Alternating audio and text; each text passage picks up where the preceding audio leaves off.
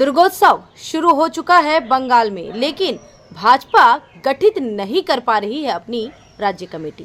अध्यक्ष शमीक भट्टाचार्य की नियुक्ति के पूरे होने को है कमोवेश 3 महीने।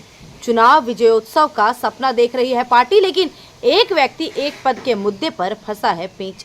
सीधे जुड़ा है भाजपा विधायक अग्निमित्रा पाल की फ्यूचर से।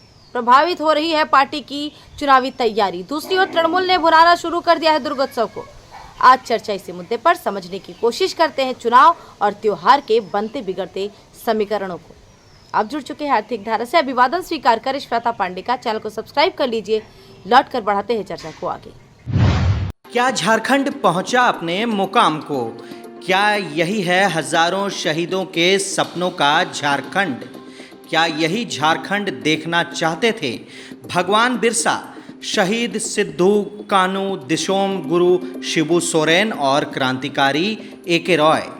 क्या इसके लिए ही खून बहा था गुरुदास चैटर्जी और महेंद्र सिंह का? हम दिखाएंगे जमीनी सच्चाई को।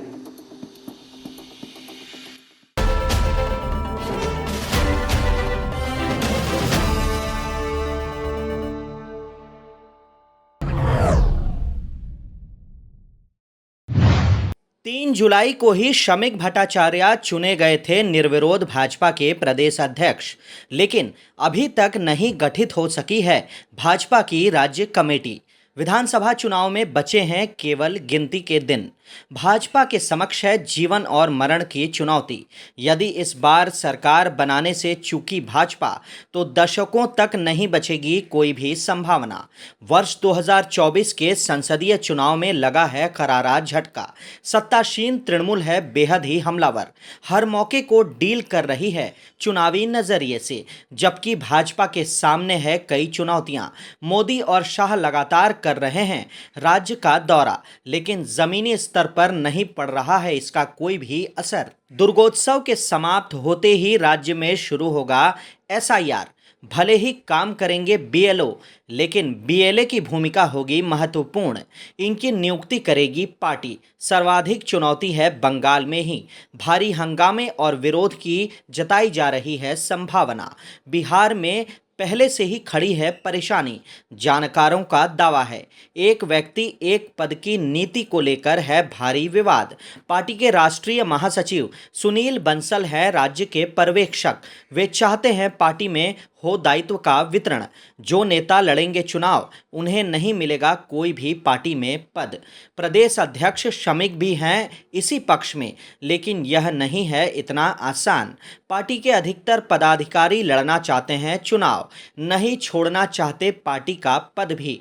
उदाहरण के लिए विधायक अग्निमित्रा पाल, वे विधायक भी हैं और पार्टी की प्रदेश महासचिव भी। उन्हें चुनना पड़ेगा विधायक या पार्टी पद में से एक को। ऐसे नेताओं की बड़ी संख्या है राज्य में। यही वजह है कि नहीं बन पा रही है कोई भी आम सहमति। पार्टी सूत्रों का है दावा, दुर्गोत्सव के बाद निकाला जाएगा इसका हल।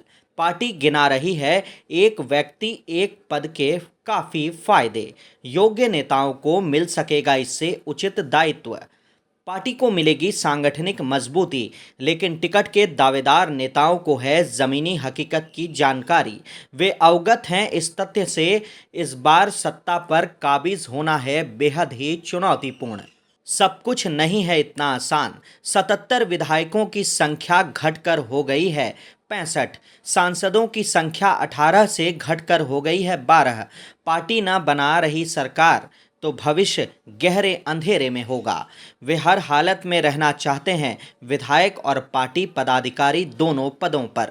कारण भी स्पष्ट है, सरकार बनी तो मंत्री पद की होगी दावेदारी, न बनी तो पदाधिकारी के बतौर रहेगी उनकी सक्रियता। लेकिन पार्टी नेतृत्व बनाना चाहता है स्पष्ट नीति। दुर्गोत्सव के बाद स्थिति हो जाएगी और भी साफ साफ। भाजपा फंसी है सांगठनिक संकट में और तृणमूल लाभ उठा रही है दुर्गोत्सव का। इस बार मोहल्ला से पहले से ही ममता कर रही है पूजा पंडालों का उद्घाटन। जिलों के पूजा पंडालों का हो रहा वर्चुअल उद्घाटन। अधिक से अधिक क्षेत्र कवर करने का है लक्ष्य। इसके बाद है दुर्गा पूजा कार्निवल, फिर एसआईआर जैसा बड़ा मुद्दा।